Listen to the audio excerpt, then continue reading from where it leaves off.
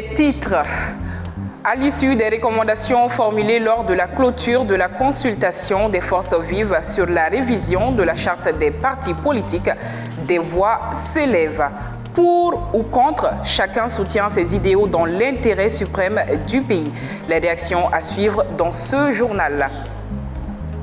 Au deuxième sommaire de ce journal, les agents en fonction au poste de sécurité de Gundaka ont intercepté une grande quantité de munitions de guerre le vendredi 25 avril 2025.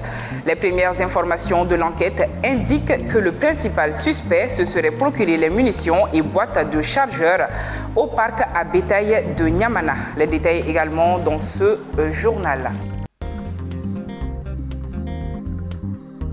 Juridiquement, le procureur de la République près le tribunal de grande instance de la commune 6 du district de Bamako l'a notifié ce mardi 29 avril 2025 au secrétaire général de l'Union syndicale des travailleurs du Mali. Voilà donc pour le sommaire. Le développement, c'est dans une poignée de secondes.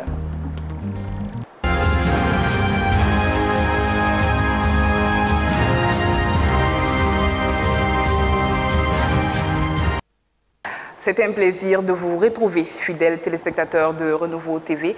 Bonsoir et bienvenue dans ce journal d'information.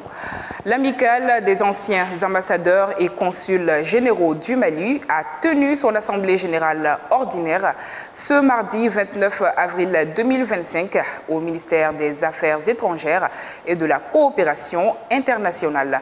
Cette réunion avait pour objectif de faire le point sur les activités du bureau exécutif depuis décembre 2019 et de dégager des perspectives pour l'année en cours. Le compte-rendu est signé Gabriel Keita. Procéder à la relecture de ces statuts et du règlement intérieur pour y insérer quelques nouvelles visions et mettre en place un nouveau bureau exécutif pour un mandat de 5 ans étaient entre autres les points inscrits à l'ordre du jour de cette assemblée générale ordinaire initiée par l'amicale des anciens ambassadeurs et consuls généraux du Mali. Cette initiative vise à améliorer les échanges entre les membres de l'amicale et à proposer des solutions face aux défis actuels.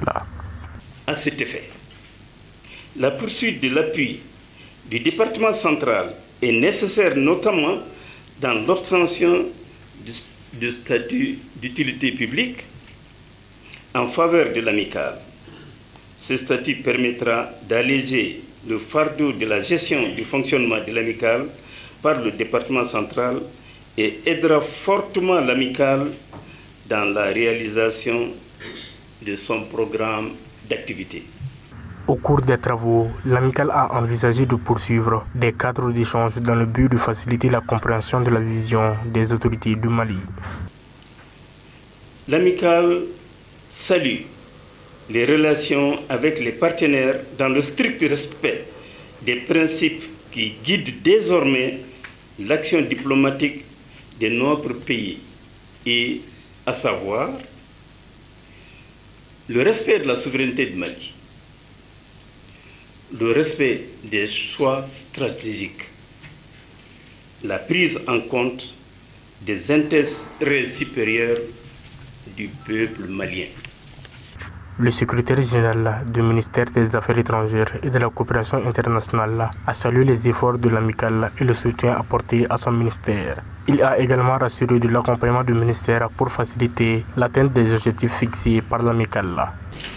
Et tous les résultats auxquels vous êtes parvenus, et vraiment souhaiter que le nouveau bureau qui sera mis en place puisse faire autant, puisse vraiment nous continuer à nous assister, à nous soutenir, à nous accompagner. Monsieur le Président, vous avez souligné les difficultés auxquelles l'amicale est confrontée. Je peux vous rassurer que ce sont des difficultés que nous sommes au courant et qui nous tiennent aussi à cœur parce que nous savons qu'un bureau de l'amicale bien outillé dans des meilleures conditions vraiment est gage d'un bon accompagnement du ministère des Affaires étrangères. C'est pourquoi nous continuons à vous soutenir dans le cadre réellement de l'obtention du statut d'utilité publique.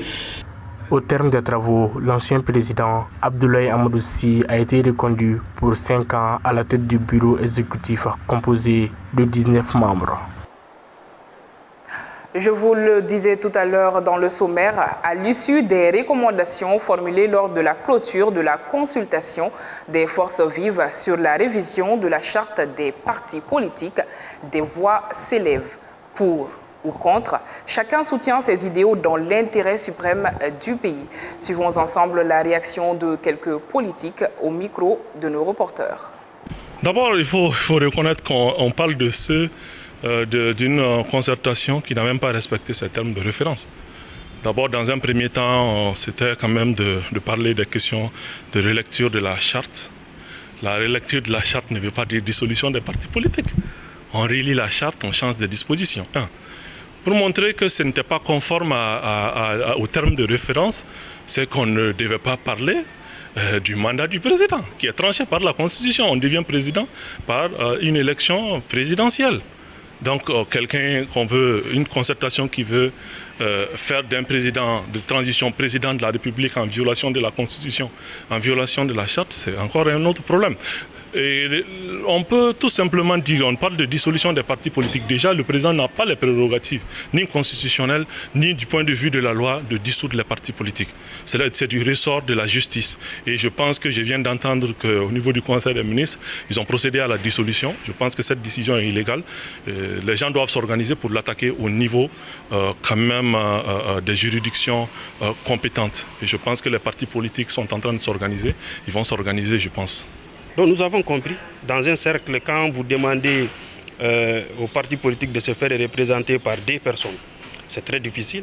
Il y a plus d'une vingtaine de partis politiques dans les cercles. Donc c'est dire que ça revient au préfet, au gouverneur de désigner les participants. Donc ceux-là qui sont désignés par les autorités régionales sont ceux qui sont en phase avec les autorités. Donc nous avons bien compris qu'on s'acheminait vers des résultats pareils que la dissolution des partis politiques, mais c'est en toute violation de la constitution de notre pays qui a sécurisé le multipartisme, le pluralisme politique au Mali, mais aussi c'est en violation de la charte. Pour dissoudre un parti politique, il faut les articles 46, 47, 48 de la charte des partis politiques parlent de ça. Or, la dite charte était en vigueur, est toujours en vigueur. Donc, on ne peut pas dissoudre, même là pour dissoudre le parti politique, les ministres ne peuvent pas, les présidents ne peuvent pas, le ministre ne peut qu'avertir un parti politique. Il est obligé d'introduire une requête auprès du juge pour demander à la justice de dissoudre. Nous avons l'expérience avec le parti Sadi. Le ministre a attaqué le parti Sadi et le parti Sadi a gagné au niveau du tribunal. Donc, chose qui nous réconforte dans notre position, dire que c'est la démocratie qui est en danger, c'est la Constitution la charte aussi est en danger. Parce que dans la charte, à l'article 10, le président de la transition a prêté serment. Il a prêté serment de respecter la loi et de faire respecter la loi. Il a prêté serment de préserver les acquis démocratiques. Or, le multipartisme est un acquis démocratique dans notre pays. Donc c'est très dommage de voir les autorités aller à ce stade-là, aujourd'hui, en toute violation. C'est pourquoi nous, à notre niveau, nous allons nous mobiliser pour la défense des acquis démocratiques, pour la défense de la Constitution et la patrie. Et nous verrons dans les jours à venir ce que ça va donner. Installer le général Assimi Goïta comme président de la République et dissoudre les partis politiques. Telles sont entre autres les recommandations formulées à l'issue de la phase nationale de consultation des forces vives de la nation dans le cadre de la relecture de la charte des partis politiques. Notre équipe de reportage a fait le tour de la ville pour recueillir justement quelques réactions des citoyens lambda. Suivons. Bon, quand si on est avec l'Atami, pourquoi Sandro aurait dit président de la République? Pour moi, c'est pas nécessaire quoi. C'est pas du tout nécessaire. Assimi, président pour 5 ans encore, à quoi bon? Il a déjà fait près de 5 ans au pouvoir. Je crois qu'il est temps qu'on sorte de la transition et qu'on organise les élections. Dissoudre les partis politiques, ce n'est pas possible parce que les partis politiques et la Constitution vont ensemble. Un président est censé être démocratiquement élu par les urnes. Au Mali, les politiques sont écartés depuis 4 ans. C'est inacceptable. Une constitution croit voter. Constitution est partout de l'État. Bon, Assimi Senga n'a qu'un de Doréala, ni à la réponse que Assimi Touire, à Kanafaka, à Seka Foué, à la Tom Malikuna Foka Diouli. Moi, je voudrais qu'Assimi reste président du Mali à vie. Pour une élection, c'est choisir l'élu du peuple. Assimi l'est déjà, donc je ne vois pas l'utilité d'organiser encore des élections. Ce qui me fait mal, c'est de voir les politiciens prendre des décisions à la place des citoyens. Ils ont tardé à dissoudre les partis politiques. Ils auraient dû le faire depuis leur arrivée au pouvoir, parce que depuis plus de 30 ans, nous sommes dans les mêmes problèmes. 30 ans, on a un problème.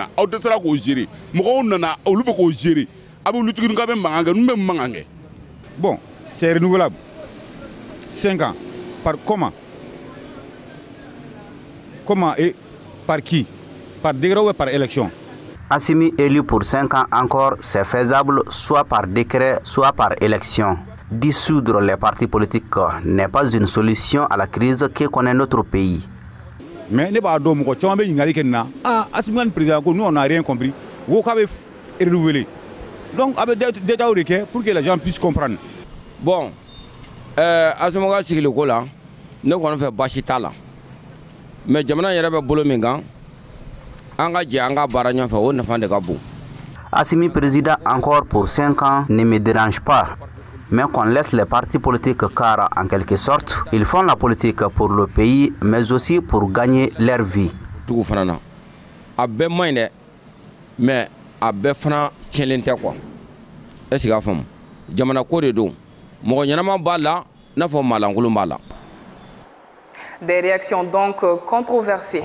Actualité sur un tout autre plan, inondation à Missabougou. La forte pluie qui s'est abattue ce lundi sur la ville de Bamako a été fortement ressentie par la population de Missabougou. Dans ce quartier, la précipitation du lundi a rappelé de mauvais souvenirs. Notre équipe de reportage a fait aujourd'hui un tour dans les rues de Missabougou. Et le reportage est de Fatoumata Dambélé et Mantala Ouattara. La pluie d'hier lundi a ravivé de très mauvais souvenirs aux habitants de Missabougou. Lors de notre passage, des femmes ont exprimé leurs inquiétudes et leur désarroi face aux souffrances vécues à la suite de chaque grande pluie. C'était vraiment terrible. Toute la maison était submergée. Nous n'avons d'autre solution autre qu'évacuer l'eau à l'aide des récipients et ça nous l'avons fait de 12h jusqu'à 2h du matin. Nous essayons de prendre des dispositions avant une prochaine pluie. Nous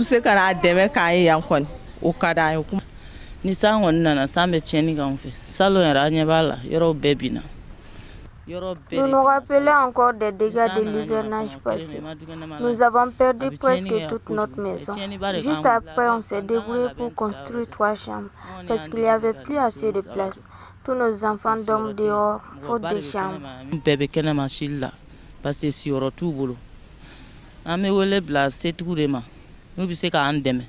Ce menuisier dit avoir encore vécu d'énormes difficultés après la pluie de ce lundi. Il nous l'explique avec beaucoup d'émotion. Parce que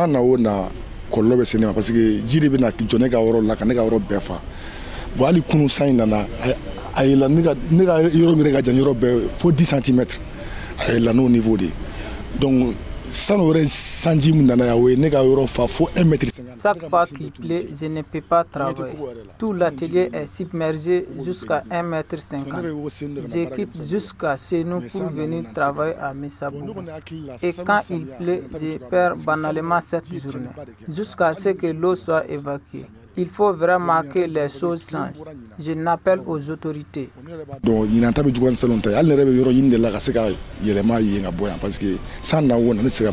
Bon, kuma ka mɔgɔ mɛ bolo ka ɲɛsin jamana ɲɛmɔgɔ ma u ka an dɛmɛ quoi parce que cɛ ɲinama nɔgɔ fan bɛɛ de gɛlɛyalen don hali dayirimɛ tɛ ka sɔrɔ kuma tɛ k'a fɔ k'i bɛ ko dɔw ɲɛsigi vraiment o de bɛ ne bolo u ka an dɛmɛ quoi fɛn bɛɛ ye jateminɛw de ye. En plus de Missabougou, pour cette première grande précipitation de l'année, l'inondation a été observée à Korofina et dans beaucoup d'autres parties du Grand Marché. Une première qui met la pression sur les autorités dont le plan anti-inondation tarde à se mettre en place et provoque déjà l'angoisse des milliers de personnes vivant dans les zones inondables. Par ailleurs, nos confrères Bakary Sidibé et Awa Sogodogo du groupe Renouveau sont les lauréats d'un concours organisé par World Vision dans le cadre du consortium Jofa Acta. Ce concours a mis en avant la thématique du travail des enfants à travers les contributions des journalistes de 30 organes de presse. Ce projet est financé par l'Union européenne. La cérémonie de remise des prix s'est tenue le mardi 29 avril 2025 dans les locaux de World Vision. Lolo Madibaté était de la partie suivante. Dans le cadre de son projet Jova Act, World Vision a organisé un atelier de renforcement des capacités pour sensibiliser sur la problématique du travail des enfants. À l'issue de cet atelier, un concours a été lancé encourageant les journalistes à produire des articles sur ce sujet crucial. Parmi les 30 organes de presse participants, 16 journalistes répartis en 4 catégories ont soumis leurs réalisations. L'objectif était de sensibiliser le public aux dangers induits par le travail des enfants. On a donné des prix, on a donné des attestations, mais c'est sous réserve de la prise en compte de ces observations. Et quand on a ces observations, on va donner l'autorisation aux auteurs et même à d'autres chaînes de télévision, de radio, de presse écrite de diffuser ces publications. Et aussi, après cet atelier de rédaction des publications, on va aussi solliciter la presse pour mieux diffuser. Grâce à leur reportage intitulé « Mendicité des enfants », Bakary M. Sidibé et Awa Sogodogo de Renouveau Télé ont remporté le prix du meilleur reportage de la catégorie télévision. C'était un travail d'équipe. Donc à travers ça, nous, on a pu avoir le grand prix. Nous dédions ce prix à tous les personnels du groupe Renouveau, à nos responsables. C'est grâce à eux que nous avons eu l'occasion d'aller participer à cette formation. Notre sujet portait sur la mendicité à Bamako, les causes, les conséquences. Donc à travers ça, faire ressortir les pires formes de travail des enfants. Il y a beaucoup de thématiques que nous devons aborder. C'est une continuité et c'est toujours dans le cadre du projet Jofa Act. Le directeur national du travail ainsi que la cellule nationale de lutte contre le travail des enfants ont salué cette initiative de World Vision, soulignant l'importance de la sensibilisation sur ces sujets. Il faudrait qu'ils continuent à jouer le rôle que nous attendons d'eux, à savoir communiquer positivement sur le travail des enfants afin que le maximum de nos populations, de nos communautés puissent être sensibilisés et informés par rapport à la dangerosité qu'il y a à faire travailler précocement un enfant et qu'on puisse vraiment saisir tous les contours de cette thématique afin que nos enfants puissent avoir un lendemain meilleur. Face à l'ampleur du travail des enfants, il est crucial que chacun prenne conscience que la place des enfants de moins de 16 ans se trouve à l'école ou dans un cadre d'apprentissage professionnel. Les gouvernements, les organisations et les parents doivent former un front uni pour aborder cette problématique. Félicitations donc à nos confrères. Et nous partons à Gundaka où des munitions ont été interceptées. En effet, les agents en fonction au poste de sécurité de Gundaka ont intercepté une grande quantité de munitions de guerre ce vendredi 25 avril 2025 aux alentours de 15 h. Cette découverte a été faite lors d'un contrôle de routine sur un bus de transport public venant de Bamako et en direction de Koro via Bankas. Un commentaire de Sanata Bouari. Grâce à leur vigilance, les éléments en service au poste de sécurité de Gundaka, lors d'une fouille de routine, ont saisi une quantité importante de munitions de guerre dans une bassine de couleur bleue. Une inspection minutieuse de la bassine a révélé 5 colis enveloppés dans les sachets bleus recouverts de rubans adhésifs. L'ouverture du premier colis a révélé une boîte contenant des munitions et des boîtes de chargeurs vides, ce qui a surpris les agents. Simultanément, un autre passager du bus, probablement complice, a tenté de s'échapper en descendant précipitamment du véhicule. Bien qu'une poursuite soit immédiatement engagée, il n'a pas pu être capturé. L'examen des autres colis a permis de découvrir davantage de boîtes de munitions, ainsi que des munitions déjà amorcées. Les matériels saisis étaient composés entre autres d'une boîte de munitions de calibre 17, 3 boîtes de munitions de calibre 7,62 long, 84 munitions de calibre 12,7 en vrac, 1440 munitions de calibre 7,75 millions en vrac, 99 chargeurs de PME V2. Les premières informations de l'enquête indiquent que les principaux suspects se seraient procurés les munitions de boîte et chargeurs au parc à bétail de Niamana, auprès des personnes de la région de Badjangara, dans le but de les revendre. 3 suspects, dont une femme identifiée comme la femme du principal accusé, ont été interpellés suite à cette découverte. Une enquête renforcée est en cours à la brigade territoriale de la gendarmerie de Badjangara pour sonder l'ampleur de ces réseaux de trafic d'armes et pour identifier potentiellement d'autres complices. Vie syndicale, le procureur de la commune 6 de Bamako retire à l'USTM sa reconnaissance juridique. Le procureur de la République, près le tribunal de grande instance de la commune 6 du district de Bamako, a notifié hier mardi 29 avril 2025 au secrétaire général de l'Union syndicale des travailleurs du Mali, USTM, de la rétraction de l'acte de conformité juridique de leur organisation pour faute d'irrégularité. Bakary M. Sidibé nous en dit plus. J'ai l'honneur de vous informer de la rétraction de l'acte de conformité en date du 17 janvier 2025 /BE numéro 120 du 23 janvier 2025 valant existence juridique de votre organisation syndicale dénommée Union syndicale des travailleurs du Mali USTM suite à la dénonciation d'irrégularités relevées par le parquet de la commune 3 du district de Bamako en ce qui concerne le droit d'exercice des activités en tant qu'organisation syndicale en République du Mali de l'Union syndicale des travailleurs des impôts du Mali UST Impôts dans sa correspondance en date du 23 avril 2025 adressée à la dite organisation, a expliqué le procureur de la République Cheikh Salah Sangaré.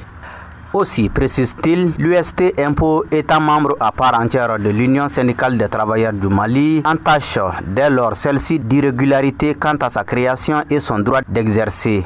C'est faisant au regard des dispositions pertinentes de l'article 19 de la Constitution de la République du Mali, en date du 22 juillet 2023, ensemble celles des articles L233, L234, L255, L250, L257 de la loi numéro 92-020 du 23 septembre 1999 portant code du travail, l'Union syndicale des travailleurs du Mali en cycle USTM n'a plus le droit d'exercer des activités en tant qu'organisation syndicale en République du Mali, conclut Cheikh Salah Sangaré, procureur de la République près de la tribunal de grande instance de la commune 6 du district de Bamako. L'ADR Mopti a organisé un atelier de dissémination de la revue des cadres législatifs et réglementaires des financements innovants applicables dans le contexte au Mali. Cet atelier vise à l'élaboration de stratégies de financement innovants des projets inscrits dans les PDSEC de 10 communes cibles des régions de Mopti et Bandiagara. Et c'est avec le soutien financier de l'UNICEF à travers le fonds BRSA. Moussa Traoré depuis la Venise malienne pour le compte-rendu. En effet, c'est dans le but de favoriser davantage la participation autour de la gestion des affaires locales et la mobilisation des ressources afin de promouvoir et assurer un développement local efficace que l'ADR Mopti et son partenaire UNICEF ont organisé cet atelier qui vise à disséminer et capitaliser la revue des cadres législatifs et réglementaires des financements innovants pour 10 communes cibles du projet. C'est les problèmes de mobilisation des ressources internes et externes, c'est les questions de partenariat avec les partenaires qu'aujourd'hui nous avons senti comme une nécessité de voir avec le partenaire l'UNICEF comment amener les collectivités à mieux identifier les mécanismes de financement innovants pour assurer le développement local. C'est une étude qui a été faite qui identifie des mécanismes de financement possibles que les collectivités peuvent utiliser et lesquels mécanismes sont conformes à la législation malienne qui est en vigueur. Pour cet exercice, une approche participative impliquant les acteurs régionaux et locaux a été adoptée. C'était en présence des autorités régionales. Une étude a été menée et vous êtes invités à vous prononcer sur cette étude afin que la région de Mopti puisse aussi apporter des éléments assez concrets qui vont être remontés au niveau national et qui vont servir de base pour financer désormais les collectivités. Ainsi, 2 jours durant, les acteurs communaux se sont appropriés des techniques de recherche et d'identification des mécanismes de financement innovants adaptés à leurs besoins spécifiques et valider le cahier de charges du consultant chargé de l'élaboration de la stratégie de financement innovant. Communiqué de disparition. Il est porté à la connaissance de toute la population, plus précisément celle du village de Farako et environ, de la disparition d'une jeune fille du nom de Oumou Koulibaly, dite Batoma, âgée de 15 ans, de teint noir, taille moyenne. Son père se nomme Sanoussi Koulibaly, imam, et sa mère Fatoumata Traoré, vendeuse de charbon. Sa disparition est survenue depuis décembre 2024. Nous demandons à toute personne de bonne volonté ayant des informations sur la jeune fille de contacter le poste de sécurité le plus proche ou d'appeler les numéros suivants: 70 47 19 68 ou encore le 62 59 90 74 ou encore le 70 18 74 36. Ou encore, vous pouvez vous rendre au groupe Renouveau. Nous sollicitons l'aide de tous et nous espérons qu'elle regagne sa famille saine et sauve. Et voilà, fidèles téléspectateurs de Renouveau Télé, c'est sur cette note que se referme ce journal. Merci à toute l'équipe de production et surtout merci à vous de rester fidèles à la télé totalement vôtre. Et ne zappez surtout pas car l'actualité continue sur Renouveau Télé. Bonsoir.